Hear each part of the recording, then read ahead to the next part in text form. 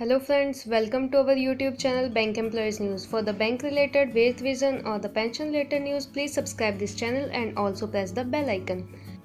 आज की हमारी पहली न्यूज़ है। आप सभी को पता ही है कि हमारे जो पब्लिक सेक्टर बैंक हैं उनका जो एनपीए है वो साल दर साल बढ़ता ही जा रहा है। इस चीज़ को देख के आईएमएफ इंटरनेशनल मॉनेटरी फंड जो एसोसिएशन है उन्होंने जो हमारे पब्लिक सेक्टर बैंक हैं उनमें कुछ कैपिटल देने की बात कही है। उनका कहना है ऐसा करने से जो पब्लिक सेक्टर बैंक है उनकी स्थिति में कुछ सुधार होगा और एनपीए की वजह से जो परेशानियां हो रही हैं पब्लिक सेक्टर बैंक को उनमें कुछ कमी आएगी। हमारी जो अगली न्यूज़ है वो है एमएसएमई सेक्टर के रिगार्डिंग। जो पब्लिक सेक्टर बैंक हैं उनमें एक गाइडलाइन होती है कि ज़्यादा से ज़्यादा लोन है वो एमएसएमई सेक्टर को देना है, कुछ परसेंटेज उसकी। लेकिन जो TransUnion CIBIL SIDBI MSME pulse quarterly report है उसके अकॉर्डिंग जो एमएसएमई में लैंडिंग है पब्लिक सेक्टर बैंक्स की वो 58% से कम होकर 39% ही रह गई है और एमएसएमई को कम क्रेडिट मिल रहा है।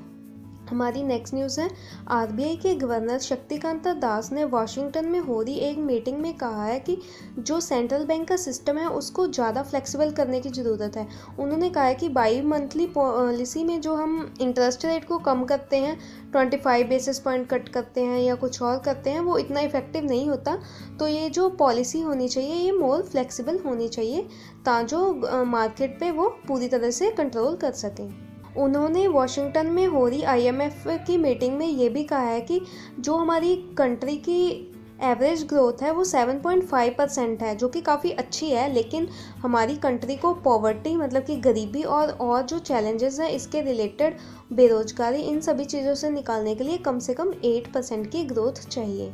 नेक्स्ट न्यूज़ है हमारे वाइस प्रेसिडेंट वेंकैया नायडू ने कहा है कि जो हमारे बैंकिंग सिस्टम में है एनपीए बहुत ज़्यादा बढ़ रहे हैं।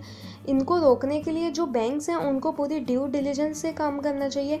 प्री सैंक्शन और पोस्ट सैंक्शन लोन्स की प्री सैंक्शन और पोस्ट सैंक्शन के बाद उनका पूरा ध्यान रखना चाहिए और जो मॉनिटरिंग पॉलिसी है मॉनिटरिंग करते हैं बैंक जो लोन्स की वो पूरी स्ट्रिक्ट होनी चाहिए ताकि जो लोन है एनपीए होने से बच सकें।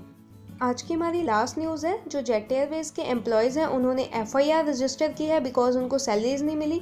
उन्होंने ये एफआईआर रजिस्टर की है। जो जेट एयरवेज के फाउंडर हैं नरेश गोयल, चीफ एग्जीक्यूटिव हैं विजय दुबे और जो एसबीआई के चेयरमैन हैं रजनीश कुमार उनके खिलाफ। और ऐसा उन्होंने किया है क्योंकि जो उनकी सैलरी है वो काफ़ी टाइम से उनको नहीं दी जा रही है, मार्च की सैलरी भी उनको नहीं मिली है। तो फ्रेंड्स यही थी आज की हमारी बैंक के related news. Please like and share this video.